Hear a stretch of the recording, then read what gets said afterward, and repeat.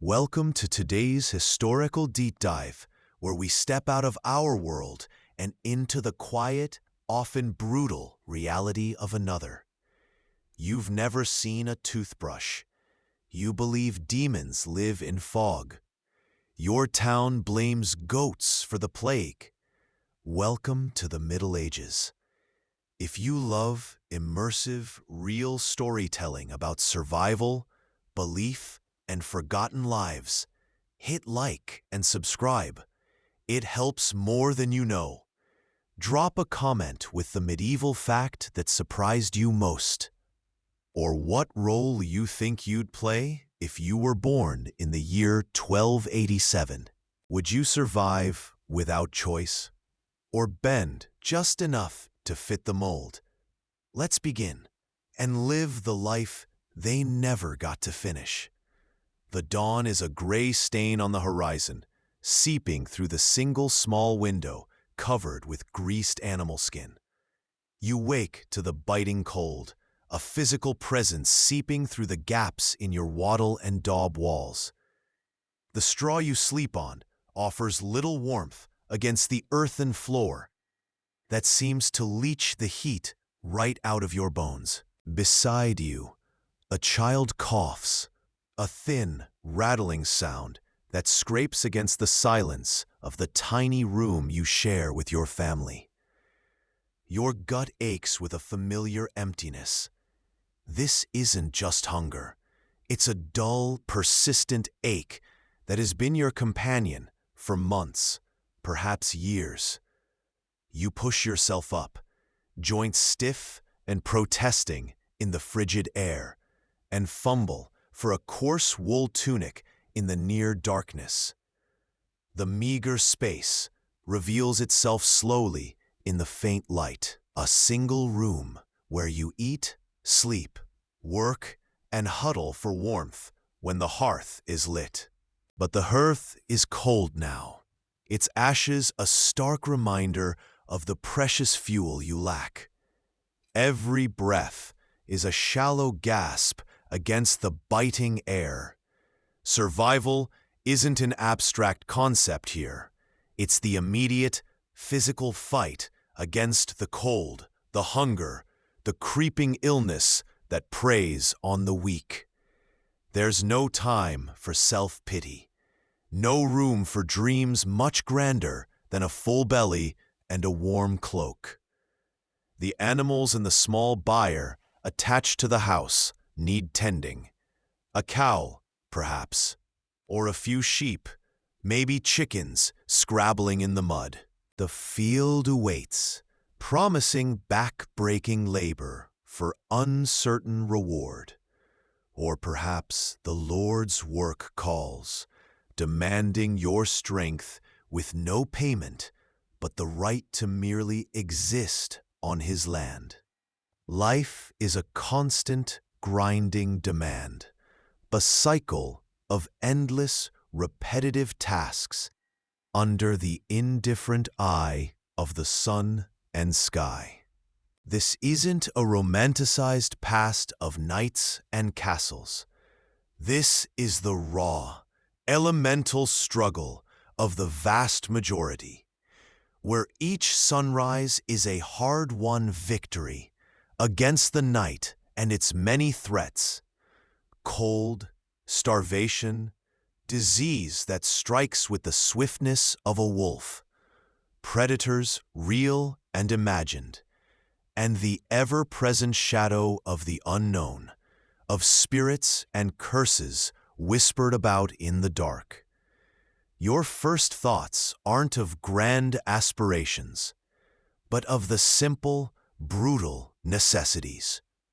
Find fire, find food, find warmth, find the sheer strength to face the day, and hope it doesn't break you before nightfall.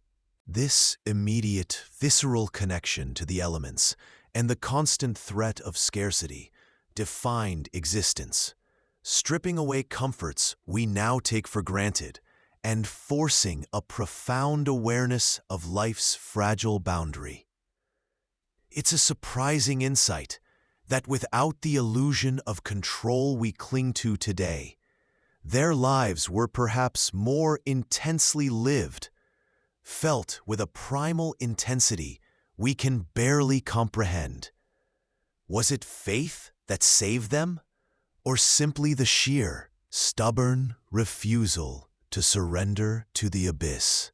You step outside. The air bites sharp and clean, carrying the scent of damp earth freshly turned, mingling with the comforting, acrid bite of wood smoke, likely from a neighbor whose kindling caught better than yours this morning.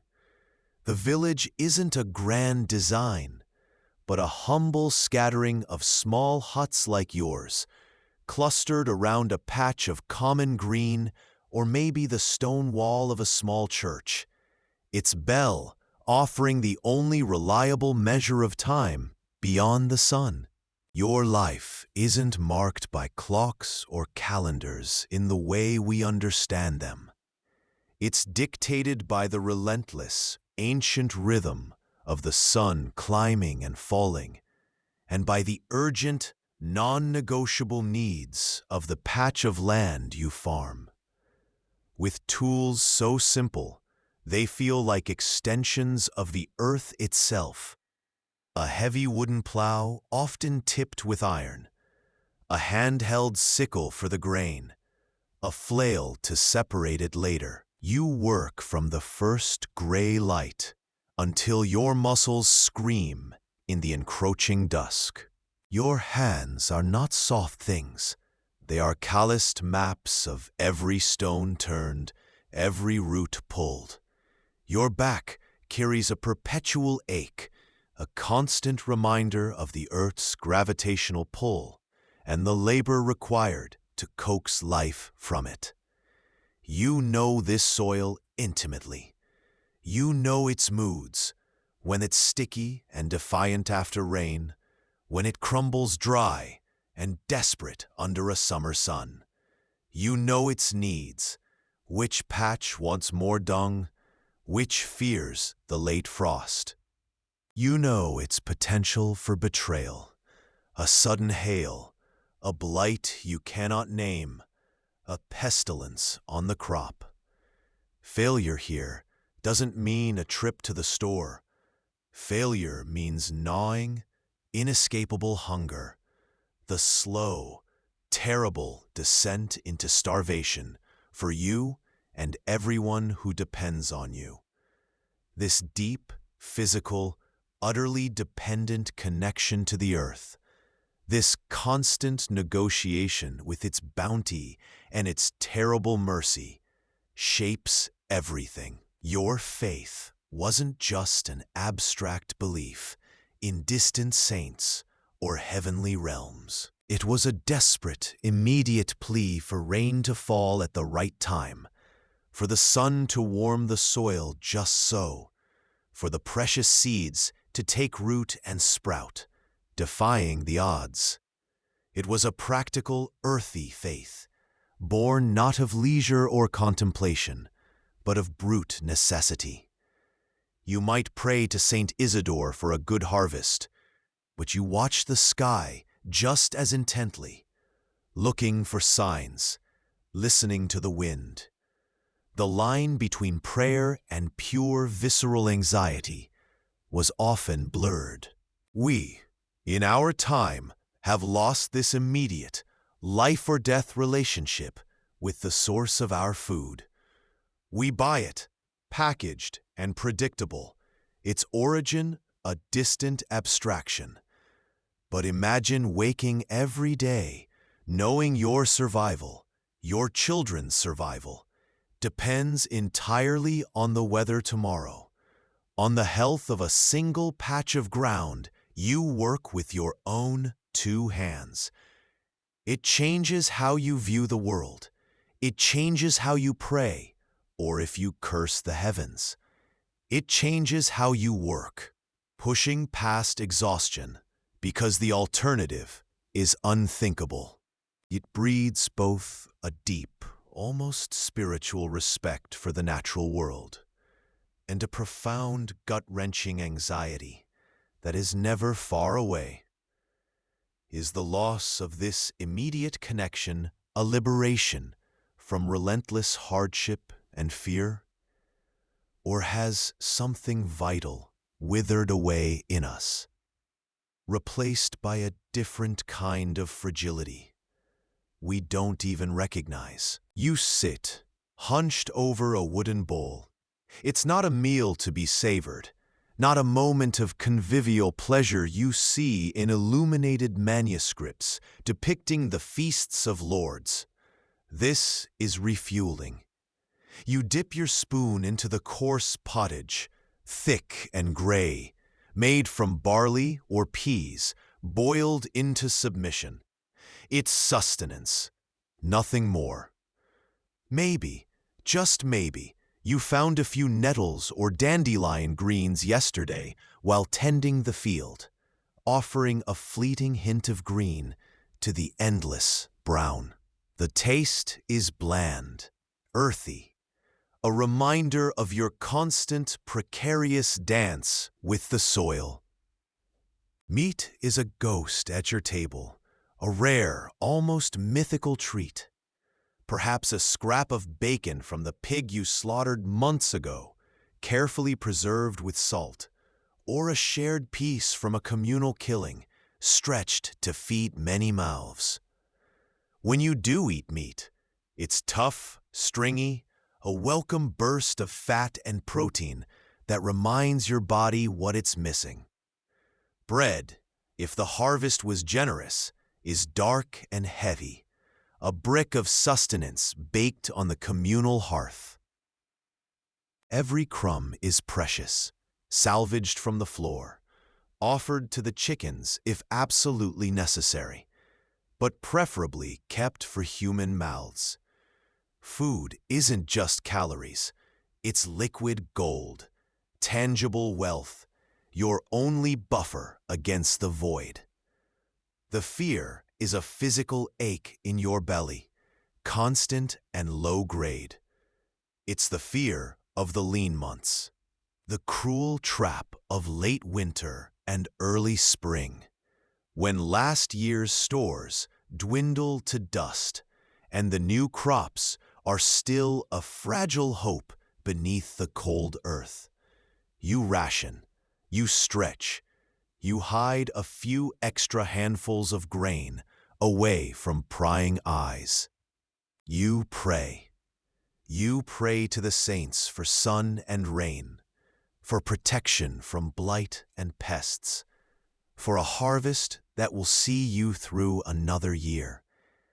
This relentless focus on food security isn't just a personal struggle. It's the invisible architect of your community.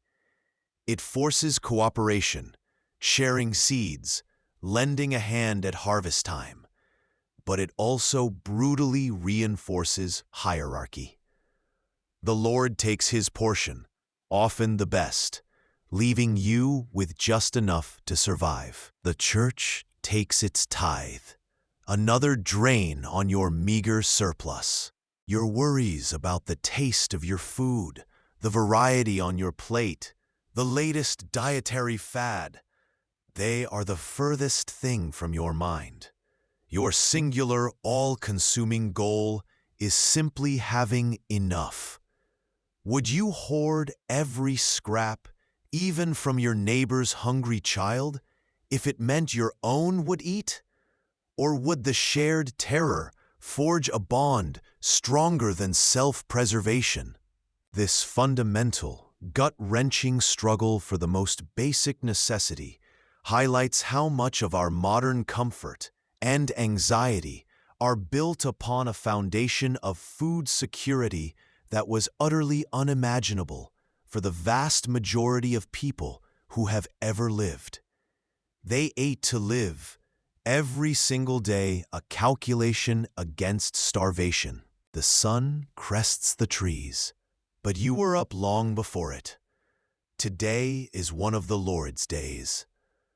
You stretch muscles that ache from yesterday's toil on your own strip, a tiny patch of earth that barely yields enough. But that patch is not yours. This hut, built with your own hands and timber from the Lord's woods, by permission and likely a small payment, is not yours. It all belongs to the master of the manor, the man in the stone house on the hill who rarely sees your face, but whose will dictates your every season. A heavy sigh escapes you.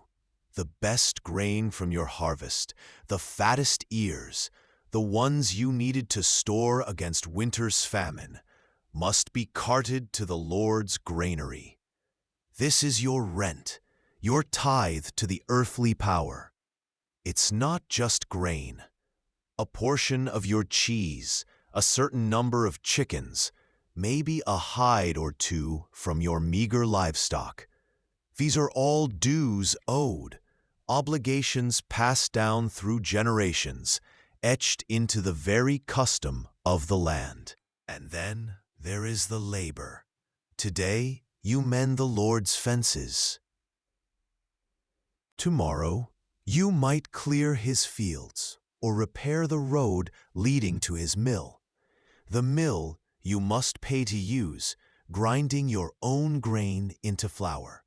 Another small tax chipped away from your survival. These tasks, known as corvée labor, are non-negotiable. The reeve, the Lord's watchful steward, has eyes everywhere. He notes who is present, who works diligently, and who perhaps attempts to shirk their duty. Punishment is swift, a beating, a fine that cripples your ability to feed your family, or worst of all, eviction. To be cast out from the manor is a death sentence. Where would you go? Who would take you, a landless serf? This is not the brutal chattel slavery of ancient times where a human being was mere property. You have a place, a right, the right to live on the land, to work your small holding, to gather firewood in the common woods, to graze your animals on the common pasture. But these rights are fragile, entirely contingent on your fulfilling your duties, your dues, your obligations to the Lord. It is a complex web of dependency and control, woven with threads of custom, fear, and mutual, though unequal, necessity. The medieval world is built on this stark hierarchy, this intricate system of obligations, a world away from our modern ideals of individual freedom, self-ownership, the belief that our labor and its fruits are solely our own. And yet, aren't we still bound by systems of rent, debt, taxes, and the endless requirement to labor just to keep our heads above water? These structures consume a vast portion of our time and energy, dictating our choices, shaping the very possibility of our lives, much like the peasant's burden of dues centuries ago.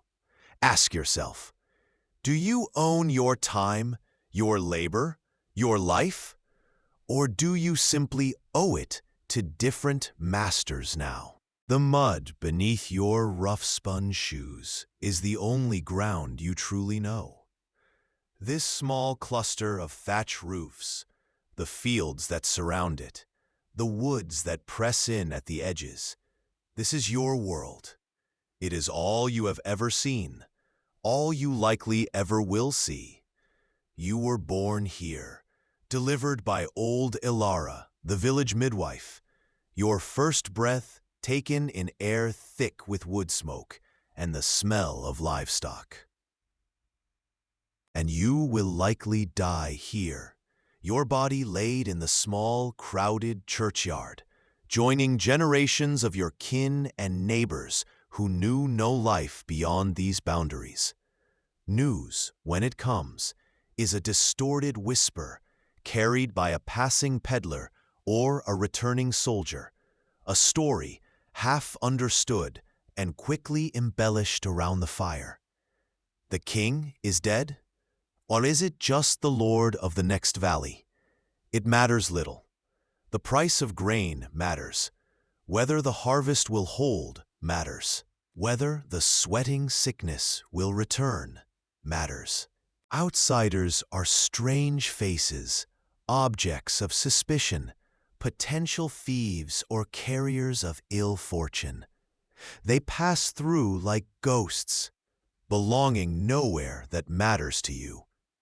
Your identity is woven into the very fabric of this place, indistinguishable from the warp and weft of the community. You are not just you. You are the son of Thomas the Weaver, the sister of Mary who married into the next farmstead over, the mother of the boy with the weak cough. Your place is fixed, defined by blood, marriage, and the plot of land your family works. Your neighbors are your lifeline. They are your kin, your rivals over a stray chicken or a disputed boundary line, your support network when fever strikes or the roof caves in. When a child is born, the women gather. When a man dies, the men dig the grave. When the wolf packs grow bold in winter, the village hunts together.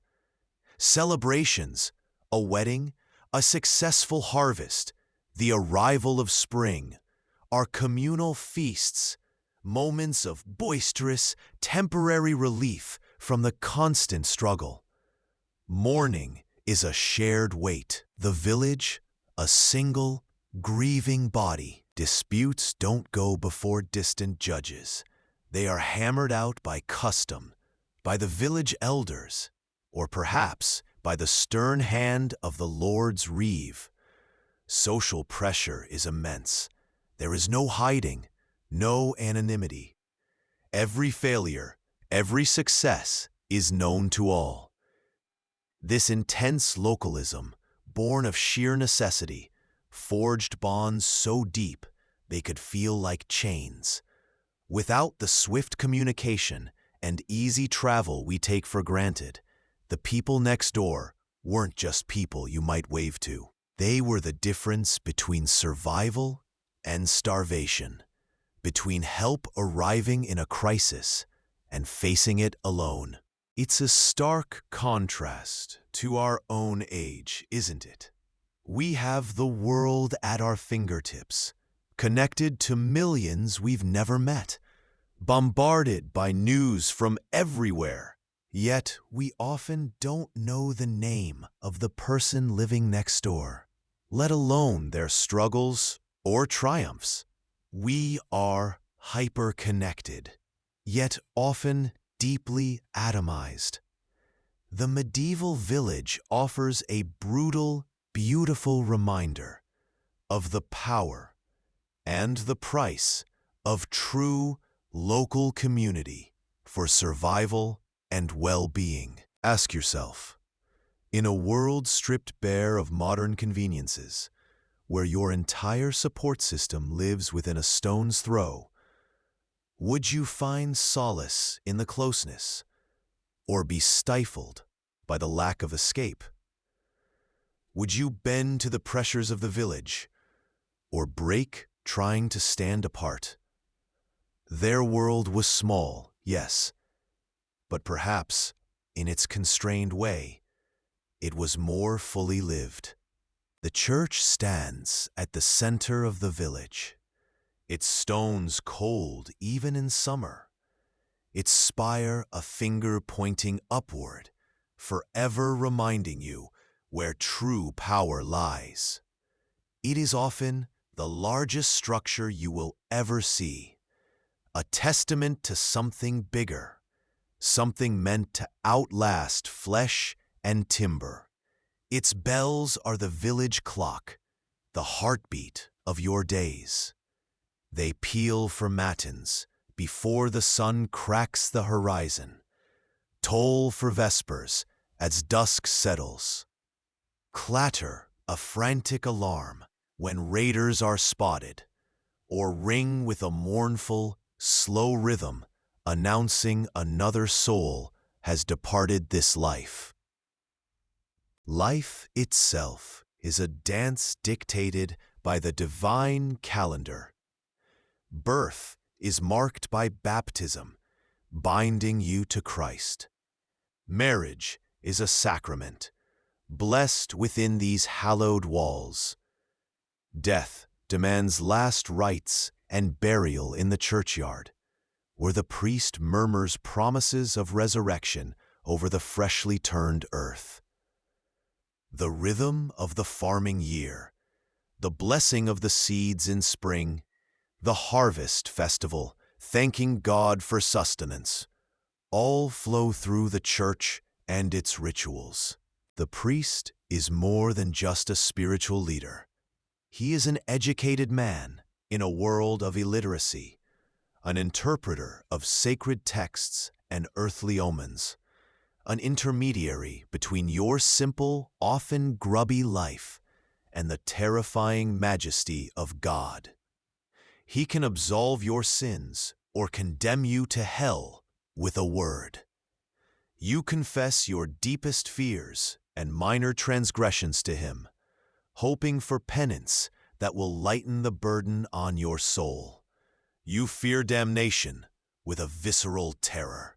The wall paintings in the church, if you are lucky enough to have them, depict harrowing scenes of demons dragging souls into the fiery pits of hell.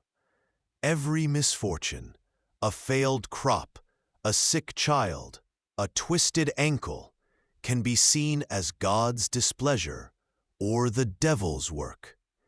Yet this fear is balanced by a fierce, unquestioning faith. You believe in the miracles of saints, Saint Francis healing the sick, Saint Christopher carrying the Christ child, local martyrs whose relics might offer protection. You see omens everywhere, a flock of crows, a sudden storm, a birthmark. This framework, this tapestry of faith and fear, provides structure. It explains the inexplicable suffering, offers the profound hope of a paradise after a difficult life, and reinforces the moral codes necessary for a small, struggling community to survive. Don't steal your neighbor's grain. God is watching. Don't lie. Your soul is at risk. We, living in a time saturated with science and secularism, might see this as mere superstition. We explain illness with germs, crop failure with weather patterns, and misfortune with bad luck or poor planning. Yet strip away the specifics, and what do we find? We still search for meaning in a vast, indifferent universe. We grapple with existential dread, fear the unknown, and rely on belief systems, whether political ideologies, scientific consensus, or personal spirituality, to navigate uncertainty and find comfort. The medieval world, with its absolute reliance on the divine, shows us how belief, even when intertwined with what we now label superstition, is a fundamental human tool. It was their way of coping, their mechanism for survival, providing solace and order in a world defined by inherent harshness and unpredictable violence. Ask yourself, if your entire world offered no scientific explanation, no safety net, where would you turn for understanding, for comfort, for hope? Your stomach churns, not from hunger, though that is a constant companion. It's a low, persistent ache, coupled with a creeping chill that no amount of wool can seem to warm. Beside you, your youngest coughs, again. It's a wet, rattling sound that tightens something cold and hard in your gut. Illness is not an occasional visitor. It is a resident, often unseen, always feared. A simple scratch from gathering firewood can become a festering wound that swells the limb and brings fevered nightmares. A tickle in the throat escalates with terrifying speed into a struggle for each breath. You have no concept of germs. The unseen architects of suffering are whispers on the wind, malevolent spirits, or the wrath of God. Your own body feels like a fragile, unpredictable mechanism, constantly falling out of balance. Is it too much black bile making you melancholy? Has a neighbor cast the evil eye, drawing vitality from you? The very air, thick with the scent of wood smoke, animals, and waste, seems to carry the miasma of sickness. Clean water, by your standards, is a fantasy. The stream you drink from is the same where livestock graze and waste flows downstream from the next hamlet. Sanitation is non-existent. The street outside your door often serves as a convenient latrine. This casual filth is simply the backdrop of life, its deadly consequences a mystery blamed on fate or sin. Remedies are a blend of practicality, faith, and desperate superstition. The village wise woman might know a few herbs: chamomile for a troubled stomach, willow bark to ease a fever, though she doesn't know why it works, only that it sometimes does. You pray to saints known for healing: Saint Sebastian against plague, Saint Anthony against the burning sickness. You might wear a charm or recite a verse against a hex. And always the leech is considered. Draining the bad blood might restore balance, though you've seen it weaken as often as it helps. It's a brutal lottery, where knowledge is folklore and hope is a desperate gamble against relentless biological forces. The sheer ignorance of cause and effect. The complex rituals aimed at invisible forces, while the simplest hygiene could save lives, feels like a profound, melancholic irony centuries later. This raw confrontation with mortality is etched into your daily existence. You see death frequently, not hidden behind walls, but often happening in the cramped cottage or the village square. The bell tolls often, a heavy, familiar sound. It signifies old age for the rare few, but more often, it's a child or a mother lost in childbirth, a terrifying, common event that claims both women and infants with brutal regularity. Your own life expectancy is low, pulled down by the sheer vulnerability of childhood. Living through the first few years feels like surviving a gauntlet. This constant awareness of your body's potential betrayal, the knowledge that a simple cough could be a death rattle, meant that resilience wasn't just about facing famine or violence. It was about facing the inescapable fragility of the flesh itself. Ask yourself, how much of your modern confidence, your ability to plan for a future, rests on the unspoken assumption that your body won't simply cease functioning from a common infection. The medieval experience highlights how utterly beholden humans once were to biological threats, forces that have been largely vanquished today. It makes you truly appreciate the simple, life-altering luxury of clean water, soap, or the knowledge that a doctor understands the enemy within.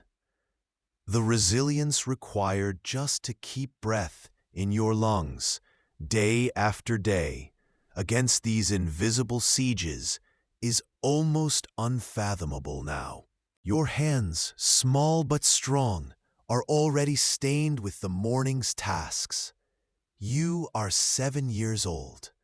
The sun is barely kissing the horizon, but you've already fetched water from the well, the bucket heavy enough to make your shoulders burn, and helped your mother scatter feed for the scrawny chickens. There is no schoolhouse calling your name. Your education is the field, the hearth, the endless, necessary rhythm of survival. You learn to identify edible weeds, to gather dry branches for the fire, to watch the sheep for signs of illness, to tie knots the way your father showed you, his fingers calloused and quick. Play is a rare luxury, snatched moments between chores, chasing a ball made of rags, mimicking the solemn rituals of the priest or the stern commands of the Lord. These games aren't frivolous. They are rehearsals for the inescapable roles you will soon fill. The concept of childhood as a time of protected innocence, of learning and growth free from adult burdens. It is alien to you. Here, in the dust and mud of your village, a child is another pair of hands, another mouth to feed, yes, but also a vital contributor to the household economy from the moment they can walk without stumbling. They weed the garden patch. They mind younger siblings. They carry messages across muddy fields. A successful harvest relies on every member, no matter how small, pulling their weight. This isn't cruelness. It is necessity, stark and absolute. You see it in the eyes of your parents, the quiet calculation of mouths to feed versus hands that help. And then there is the silence left by the cradle that no longer rocks, the silence in the corner where a small bed used to be.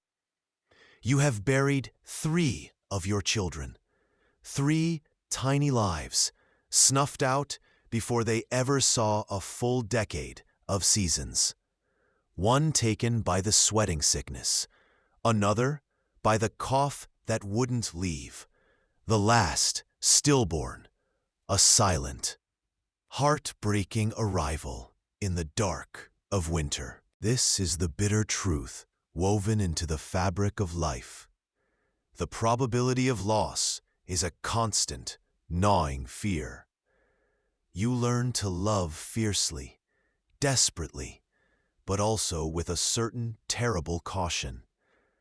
You tell yourself it's the will of God, a trial, maybe even the work of some vengeful spirit if the priest isn't looking.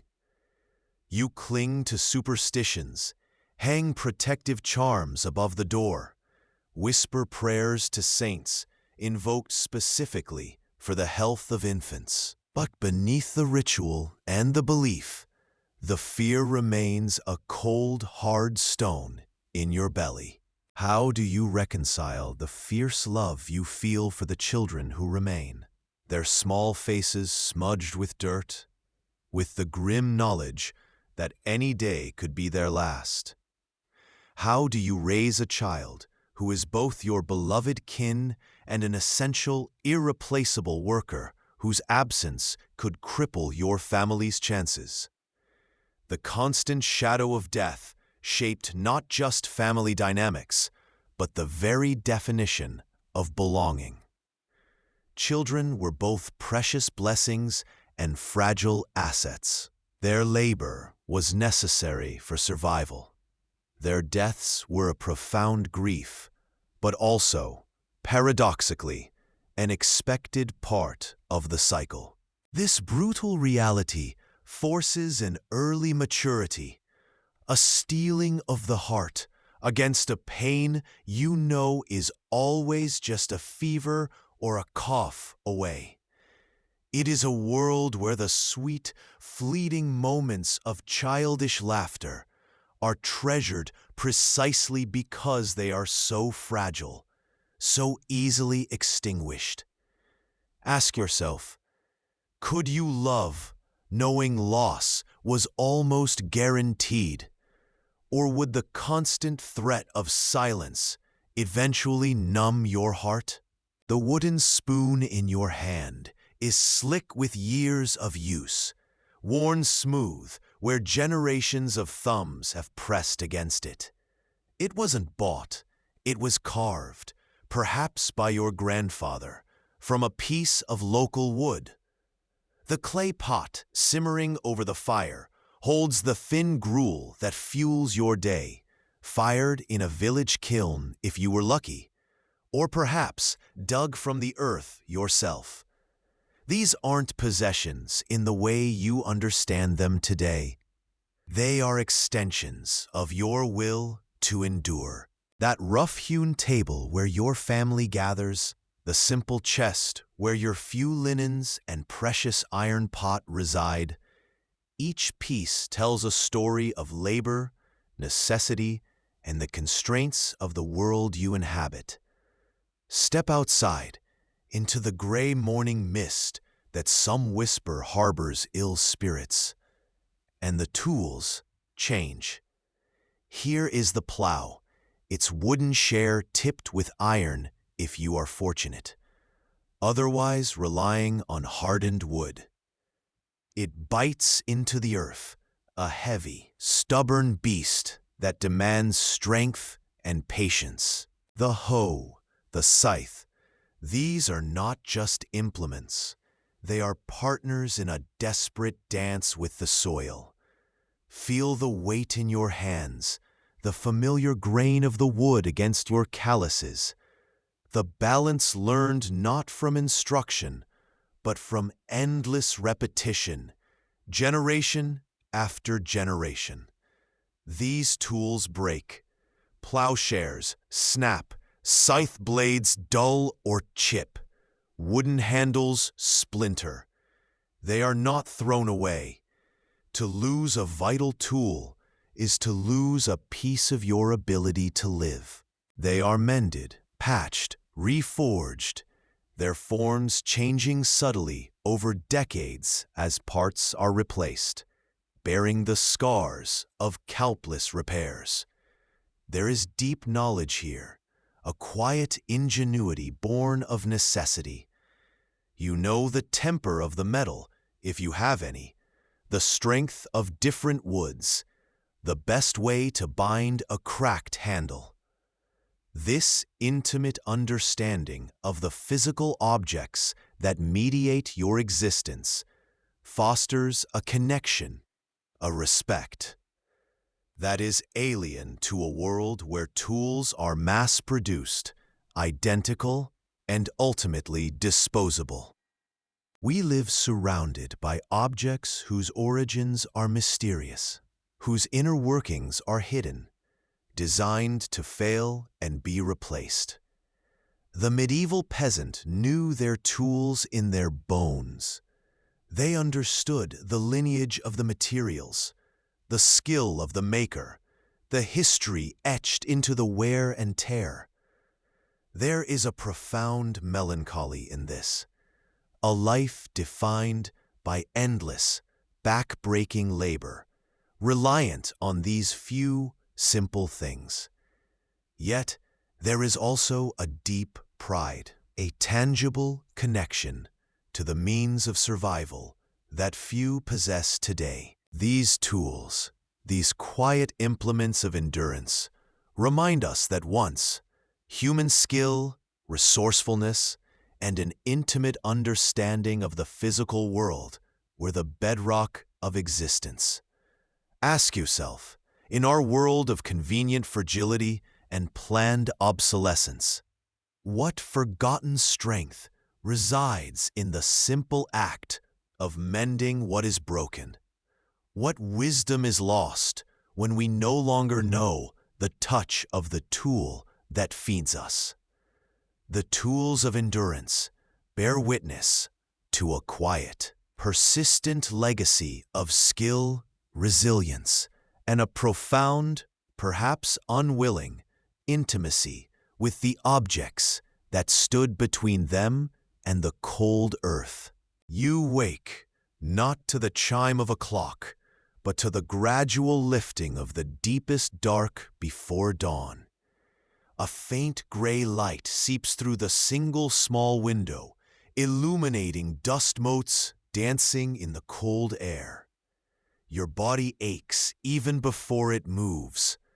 This ache is your constant companion, a low hum beneath the surface of every day, a consequence of a life lived entirely outside, at the mercy of the elements. The belief here isn't just in saints or sinners. It's in the undeniable, implacable power of the sun, the rain, the frost. Survival hinges on reading the faintest shift in the wind, the texture of the soil beneath your bare hands, the swelling of a seed. This isn't abstract knowledge. It's the difference between eating and starving. Your year is not measured in weeks or months, like pages in a book, but in the unbreaking cycle dictated by the land itself. Spring, when the ground reluctantly yields, is a brutal rush. Plowing with oxen, heavy and slow, turning earth frozen for months. Planting, back-breaking stooping, placing precious seeds fueled by meager, dwindling reserves from last autumn. It's a time of desperate hope, a gamble against late frosts or sudden deluges. Summer arrives, a different kind of demand. Growth explodes, and so do the weeds. Endless hours spent stooping, weeding, praying for steady sun, for gentle rain, for protection from hailstorms that can shatter a year's work in minutes.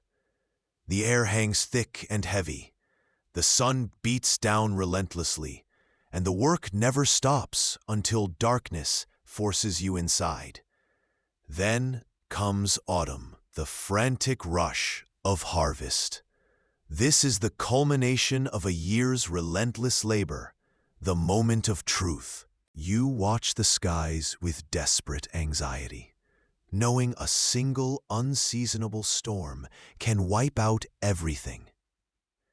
Days are spent swinging scythes, gathering sheaves, threshing grain, a whirlwind of dust, sweat, and muscle. The success of the harvest isn't just about food. It's about the grain saved for next year's planting, the straw for roofing and animal bedding, the chance to pay the Lord his dues. Failure means hunger, debt, perhaps even starvation. It's an ironic freedom. You are your own master, only in that you must master the demands of the earth, and its demands are absolute. Winter settles in, cold and dark, a time of precarious survival. The world outside is hostile. Days are short, fuel is precious, and the stores gathered in autumn are carefully rationed. It's a time for repairing tools worn thin by the year's work, for huddling close for warmth, for telling stories passed down through generations, tales of saints, of local heroes, of fearful spirits that roam the dark woods. The rhythm shifts, but the anxiety remains. Will the stores last? Will spring return? There is no 9 to 5 here. Your work is endless, shifting only in its nature from season to season. This deep immersion in the seasonal cycle gave life a predictable, albeit brutally demanding, rhythm. It fostered a profound patience, an understanding that effort today might only yield results months down the line. It taught a long-term perspective that we, in our instant gratification world, can barely comprehend. Our modern lives are often disconnected from these primal rhythms, regulated by clocks and calendars rather than the sun and the seasons, insulated from nature's whims by technology and infrastructure. The medieval peasant's life reminds us of a fundamental human relationship with the natural world's rhythms, a connection we have perhaps lost to our detriment, replacing the quiet wisdom of the seasons with the anxious urgency of the clock. Ask yourself, in a life dictated entirely by the sun's arc and the earth's turning, where is your own will? Where does choice even begin? The ache in your back is a constant companion, a dull throb you barely notice most days. Your hands are calloused maps of labor, fingers gnarled like old roots. But tonight the ache is muted by something else. It's the scent of roasting meat, a luxury pulled from the sparse common lands or a rare traded piglet. It's the thick, sweet air of shared breath and simmering ale, brewed in rough wooden vats, tasting of grain and hearth smoke. The cacophony of the village green is different tonight. Not the low hum of weary work or anxious whispers about taxes or sickness, but a rising tide of sound, rough laughter, stomping feet, the off-key drone of a lute accompanied by a battered drum. This is the harvest feast.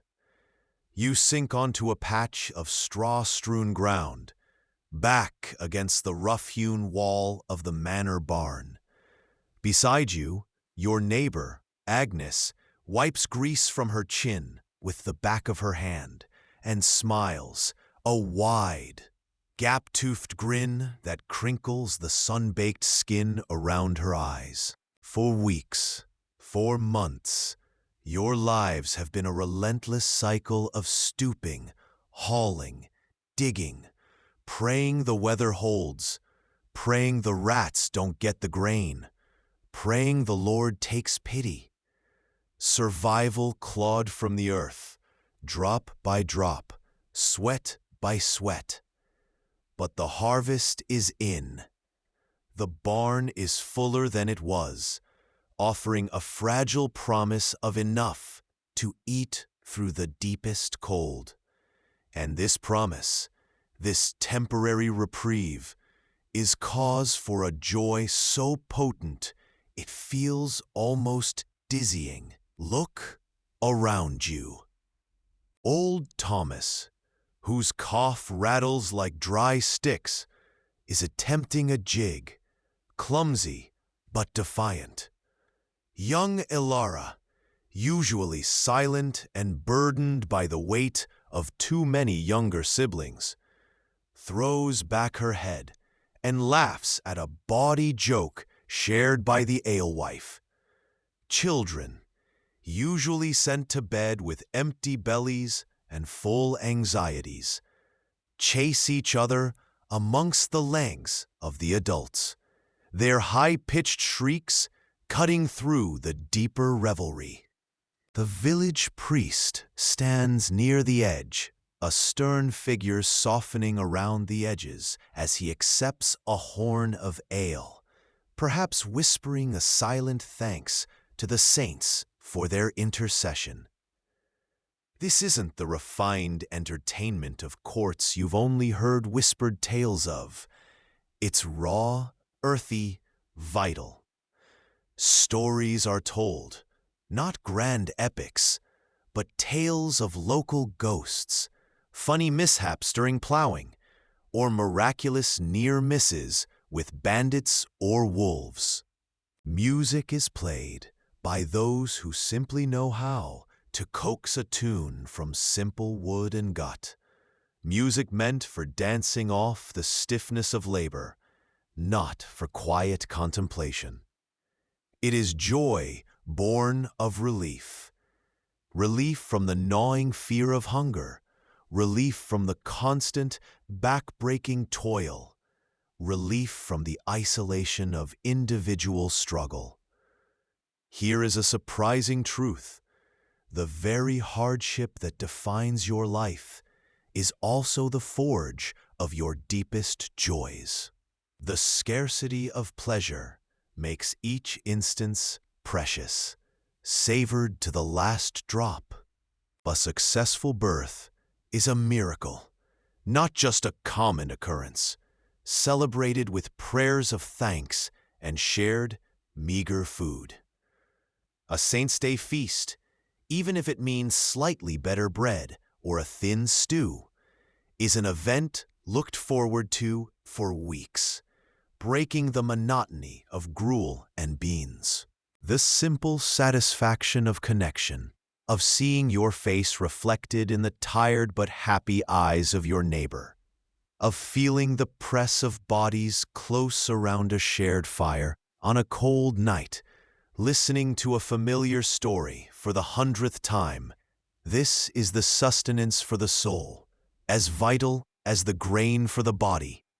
Yet, even in this moment of shared rapture, a shadow lingers. The laughter is loud, perhaps because it's so brief. The shared ale is sweet, but you know the cellar holds only so much. The harvest was good this year, but what about the next? A sudden chill in the air, a hawk circling overhead, a fleeting memory of the child who died last winter. Any small thing can bring back the stark reality that this reprieve is fragile, perched precariously on the edge of constant threat. There is a profound irony here, that the strength of these simple pleasures is magnified by the ever-present threat of their absence. This capacity to find light in the deepest darkness, to wring joy from a life defined by struggle and precarity, is perhaps the most enduring legacy of people like you. They didn't need extravagance to feel profoundly happy. They needed connection, community, and the basic, hard-won knowledge that they had, for one more season, survived together. Ask yourself, if your life was stripped bare of all but the essentials, if comfort was a rare guest and security a foreign concept, would you still possess the alchemy to turn shared hardship and simple moments into gold?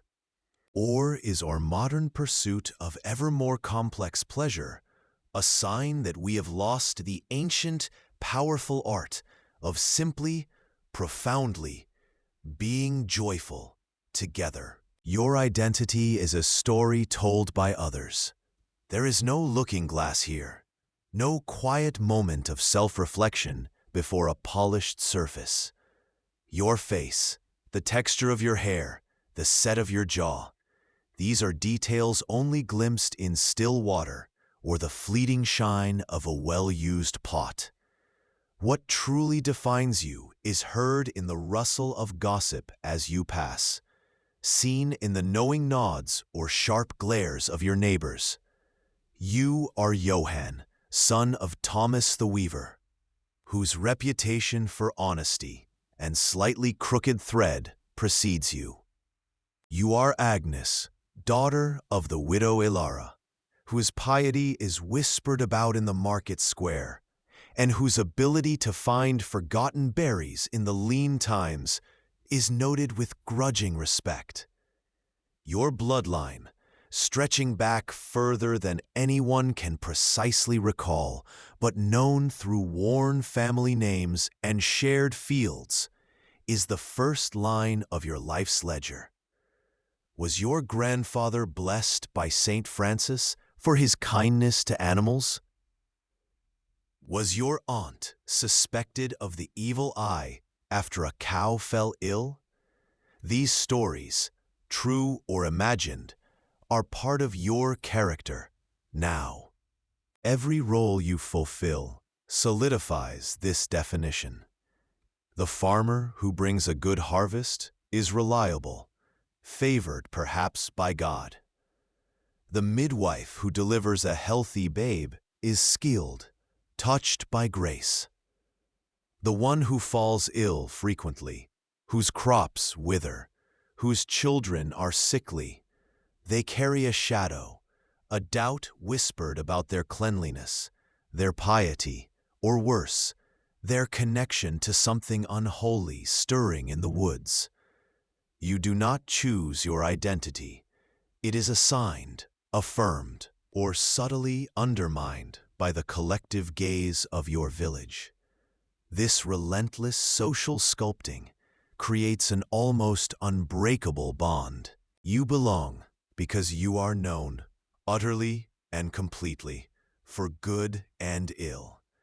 Your survival depends on this mesh of relationships, on the shared responsibility of the harvest, the communal defense against wolves or raiders, the simple act of neighbors helping neighbors raise a barn or mourn a death.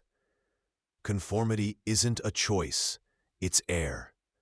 Stepping too far outside the expected pattern, questioning the priest too loudly, neglecting your share of the common land, showing undue pride or despair, feels like stepping off a cliff. There is a profound melancholy in this. You may possess a quiet talent for whittling, a secret desire to learn to read the strange symbols in the church, a deep love for stargazing. But these individual inklings, the seeds of a selfhood distinct from the group, have no soil in which to grow.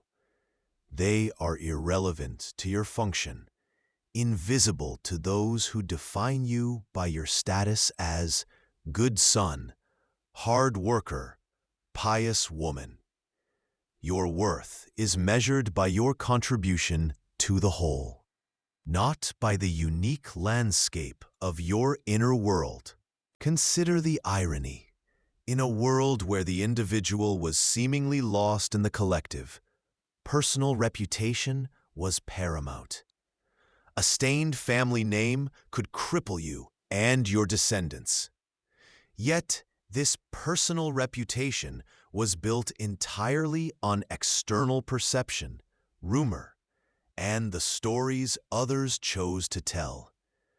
It was a self built from the outside in, fragile and terrifyingly public. Was it strength or suffocation? Ask yourself.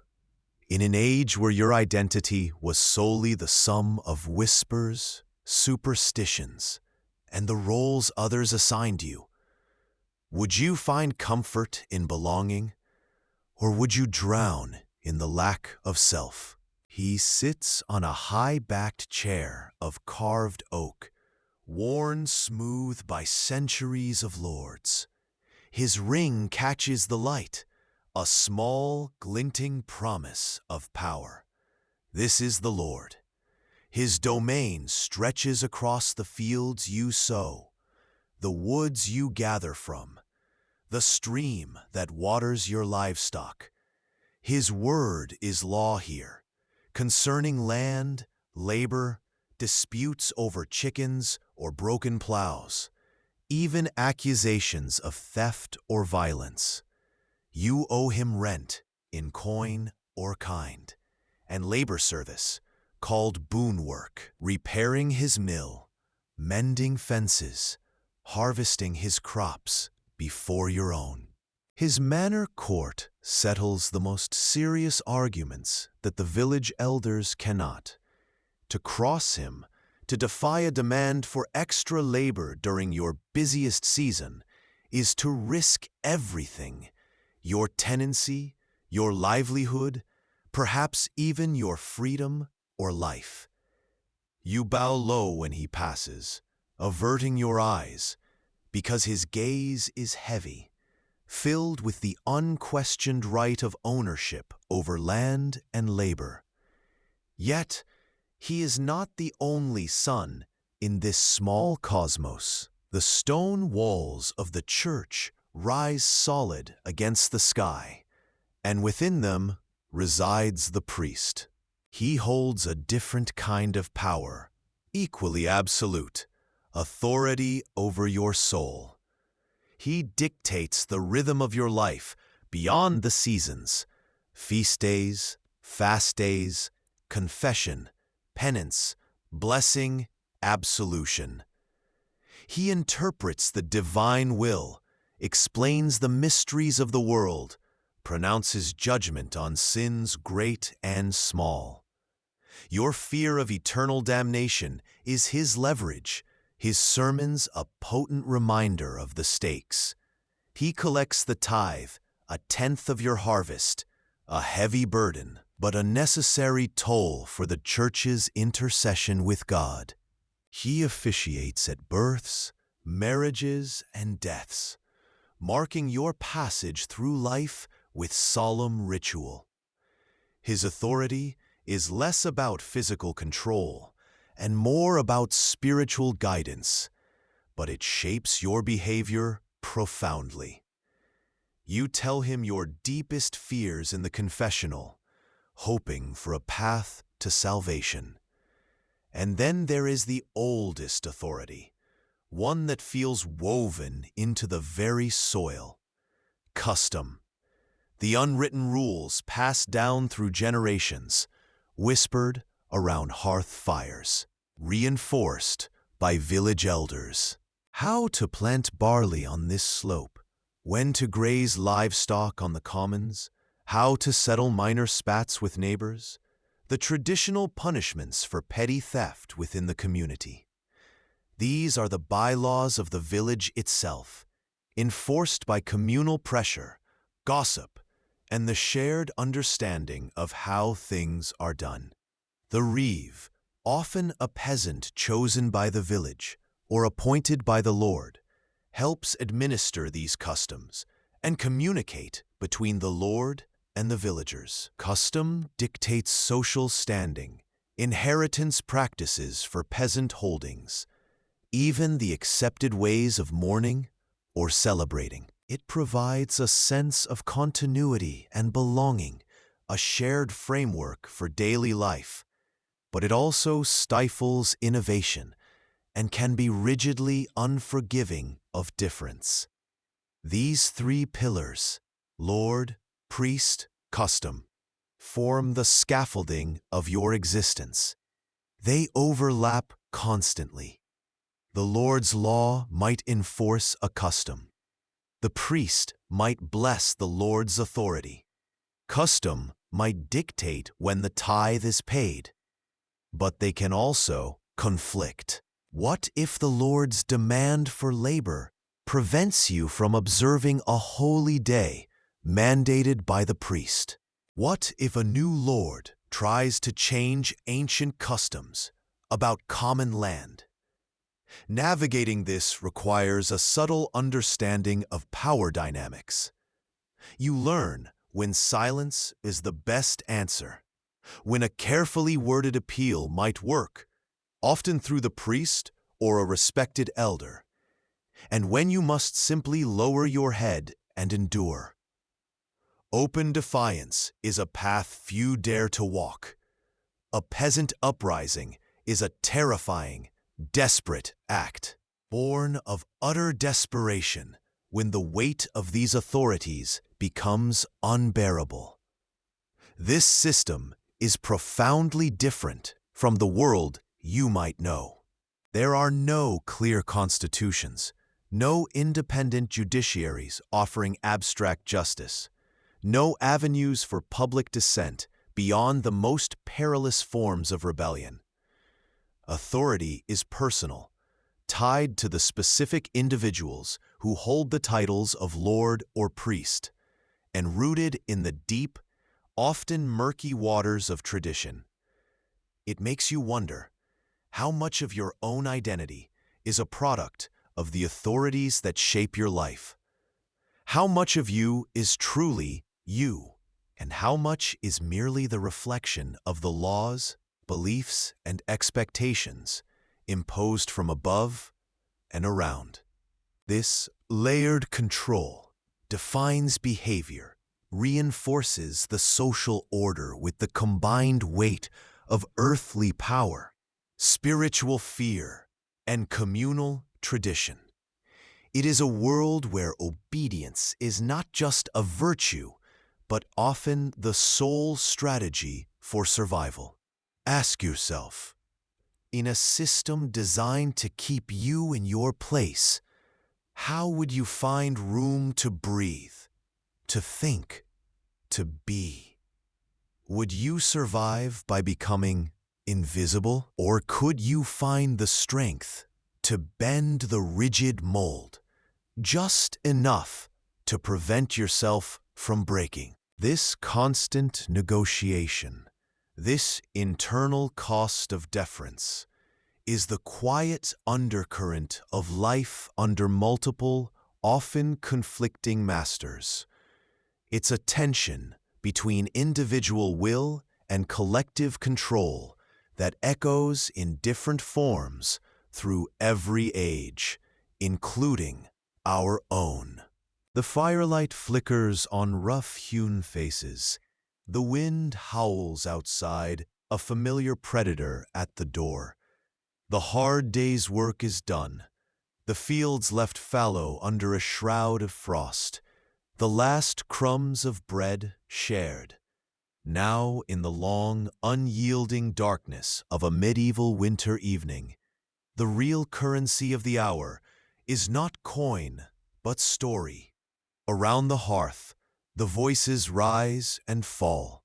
The priest might recite a parable from the Bible, lessons on sin and salvation, etched into memory through repetition.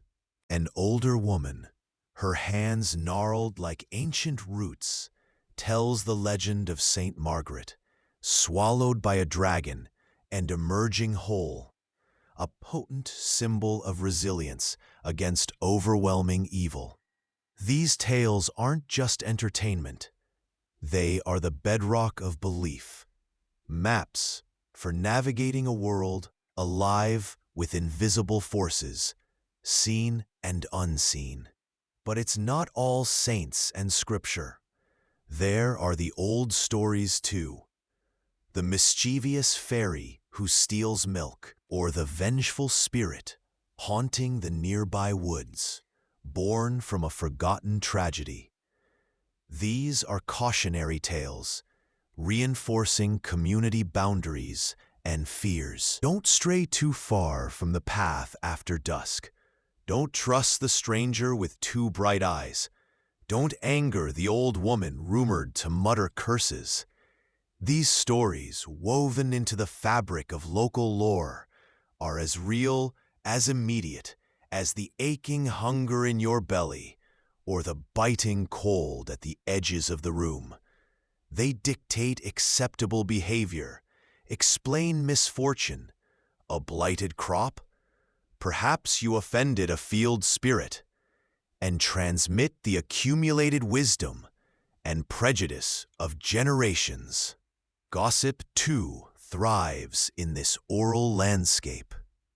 Whispers about who is courting whom, who cheated on the market scale, who was seen talking to the outcast living by the marsh. This isn't idle chatter. It's the village newspaper, regulating social order, enforcing norms through the fear of public disapproval and exclusion. Your reputation, fragile as a spider's web, is built or destroyed on these spoken narratives. Without widespread literacy, the world exists primarily in sound and memory. History isn't read from books. It's sung in ballads or recounted by the village elder. Knowledge isn't accessed through scrolls. It's passed down as practical instruction, embedded in proverbs and cautionary rhymes. This reliance on the spoken word gives stories an immense, almost physical power. They shape your understanding of the world, your place within its rigid hierarchy, and the very boundaries of the possible. Dragons might be real, or at least symbolic of real, tangible threats. Miracles happen because the stories say they do.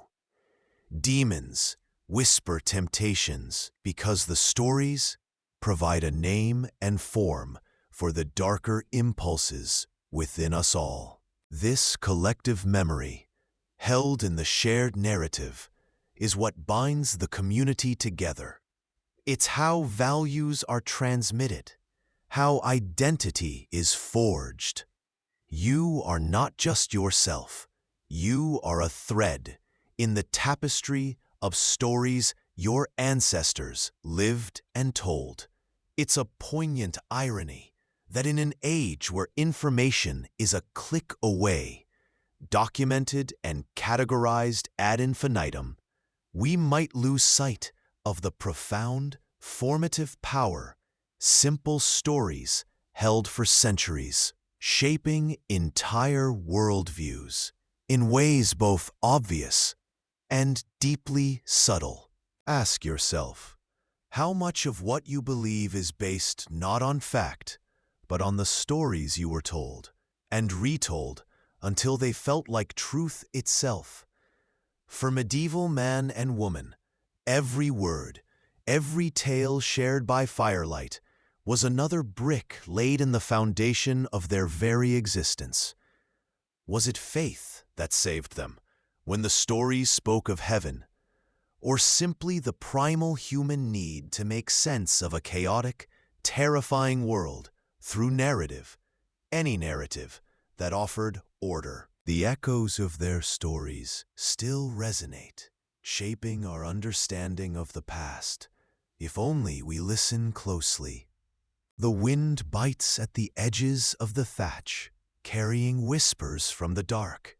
You pull the thin blanket tighter around you, listening. Beyond the firelight, beyond the few scattered cottages, the world is a vast, hungry mouth. This patch of cleared land, this huddle of shared breath, is all you know, all that offers a thin shield against the endless unknown. The forest crowds close, a tangled wall where shadows dance with unseen things. You know wolves lurk there, their eyes like embers in the black. Bandits, desperate men driven by hunger as sharp as a winter frost, might raid the road, if you ever saw a road leading anywhere truly else. But the fear isn't just of teeth or steel. It's a deeper unease, a sense that forces beyond comprehension shape your fate. A sudden illness that steals the breath from a child? It could be the will of God, yes, but maybe also the malevolent whisper of a spirit disturbed by a careless step in the wrong woods. A crop failure isn't just bad luck. Perhaps the harvest was blighted by an evil eye, cast by a stranger passing through, or even a neighbor harboring dark thoughts. When the sky burns with a strange, streaking light, it is not distant rock or gas, but a sign of divine displeasure, of coming change, maybe even a herald of plague carried on that very wind. This pervasive ignorance of the wider world, of germ theory, of meteorology, of geography beyond the next few valleys, doesn't lessen the terror. It amplifies it, filling the gaps in understanding with the stuff of nightmares and divine wrath. Every unexplainable event becomes a puzzle piece in a cosmic drama where you are a helpless pawn. And so, you cling to what offers even the illusion of control. Ritual. Crossing yourself when a black cat crosses your path. Hanging herbs above the doorway. Wearing a saint's medallion, not just for faith, but as a tangible ward against unseen forces. A village priest might explain illness as a test of faith, but you also eye the old woman down the lane who knows forgotten charms, just in case. It's an exhausting vigilance, this constant scanning for threats, both seen and unseen. The surprising insight that superstition wasn't just blind faith, it was often a survival strategy, a desperate attempt to find patterns and exert agency in a world that offered neither.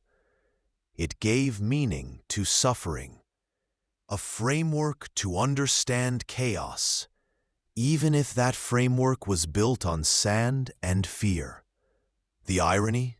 Sometimes, the things they most feared, demons, witches, divine retribution, were far less deadly than the simple, unseen bacteria in their water, or the political machinations of lords miles away they never knew existed. Ask yourself, how much of your own fear is born from things you cannot see, cannot fully grasp? Are your anxieties about the future so different from their terror of the coming winter, or the inexplicable illness that might steal their only son? Their fears, though dressed in different clothes, wolf pelts and saints' medals instead of algorithms and news alerts, speak to a fundamental human need, the need for security in a chaotic universe, the desperate search for explanation when logic fails. And perhaps the comfort found in shared ritual, even if born of fear, is a legacy that still binds us, seeking solace together in the face of the unknown. You kneel in the damp earth.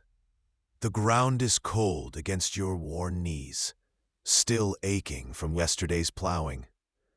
Winter's grip has finally loosened, its harsh breath replaced by the tentative whisper of spring wind, carrying the scent of thawing soil and distant wood smoke. This is it, the season's gamble. You hold a handful of precious seeds, kernels saved diligently from the last meager harvest, guarded fiercely against rats and hunger. Each seed is a miniature promise, a tiny vessel holding the potential for life, for food, for survival. You press them into the furrows, one by one, a ritual as ancient as the hills themselves. It is an act steeped in faith, not just in God, but in the earth itself, in the improbable miracle of growth. This simple, repetitive motion is more than just farming. It is a profound act of defiance against a world determined to keep you low. It's a gamble against the fickle heavens that might send frost too late or drought too early. It's a wager against the blight that can wither a field overnight, the pests that swarm like tiny plagues, the feudal lord who demands his heavy tithe regardless of your yield. Each seed dropped into the ground is a quiet protest against the gnawing uncertainty, the constant threat of hunger that shadows your every waking moment. You know, deep down, that many of these seeds will never make it. Some will rot in the ground. Others will be snatched by birds or insects. Some will succumb to unseen forces or cruel weather. The world offers no guarantees, only cycles, the relentless turning of seasons, the predictable toll of birth and death. Yet you plant anyway. This is not blind optimism, it is a necessary engine of endurance. It is the muscle of hope, exercised year after year, pushing back against despair. What else is there? To give up is to starve. To plant is to stake a claim on the future, however uncertain. It is a belief in the possibility that things could be better, that this year's harvest might be enough, that your children might see another winter through. This isn't the easy hope of plenty, but the fierce, desperate hope of survival. It is woven into the fabric of your being, as fundamental as the need for air. Ask yourself, what seeds do you plant? What quiet acts of faith and defiance do you perform against the uncertainties of your own world? Is the hope you carry today so different from the medieval hand pushing seeds into the cold earth? It is a testament to human resilience. This unwavering drive to believe in tomorrow, even when today offers little comfort. It is the quiet legacy of a life lived on the edge, the stubborn, enduring hope in the seed. You were born into a world of bone-deep cold, relentless hunger, and unquestioning faith.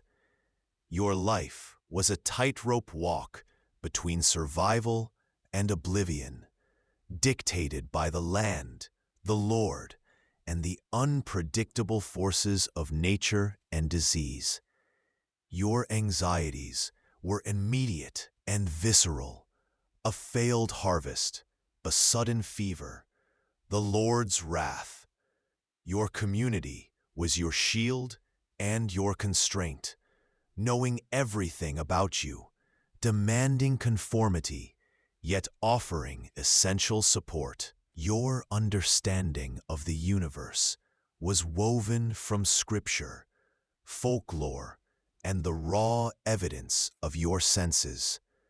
You feared the devil's breath, but still planted in hope. Look around you today. We have shelters that laugh at the storm, food flown from across the globe, knowledge of the cosmos at our fingertips, and medicines that conquer plagues. Yet, beneath the layers of technology and convenience, are we so fundamentally different?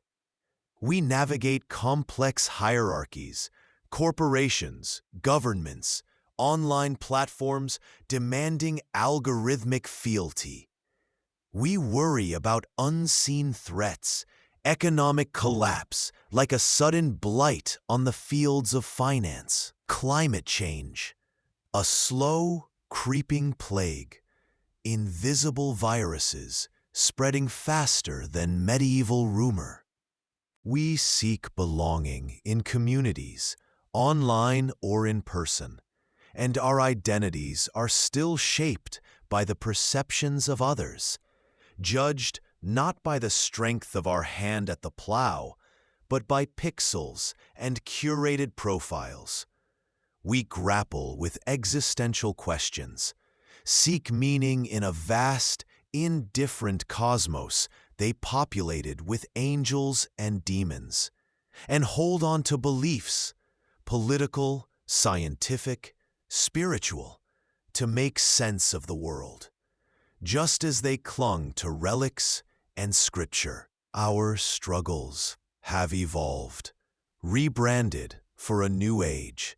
We fear market crashes instead of crop failures, social isolation instead of village banishment, existential dread instead of eternal damnation. But the core human drives, the need for security, belonging, understanding, and hope, remain the same. They face the wolf at the door. We face the fear in the silence of our screens. They prayed for the spring thaw. We hope for stability in a volatile world. We still plant seeds, perhaps not of grain in furrowed earth, but of careers, relationships, dreams, trusting, against all evidence of uncertainty, that they might grow into something fruitful.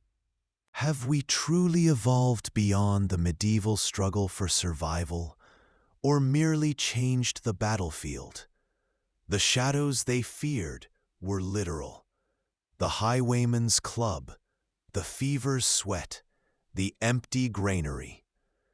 Ours are often psychological, global, systemic, whispered on the endless digital breeze. Yet, the resilience, the capacity for simple joy found in a shared meal or a child's laughter, the reliance on community in times of crisis, and the enduring, stubborn act of hoping for a better tomorrow.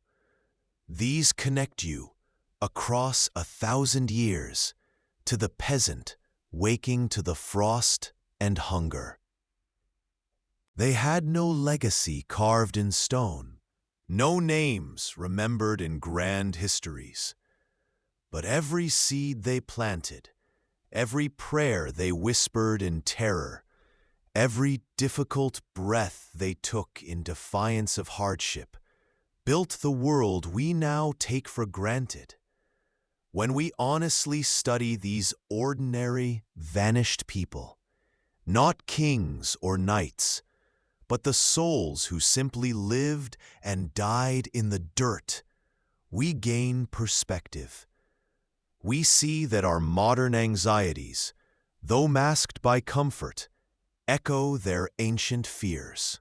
We learn that resilience isn't a modern invention, but a human constant, forged in the crucible of necessity. And we find a quiet kinship in the shared act of hoping, planting seeds in the dark, believing that life, somehow, against the odds, will continue to grow. They feared the devil's breath, but still planted in hope. And perhaps, so do we.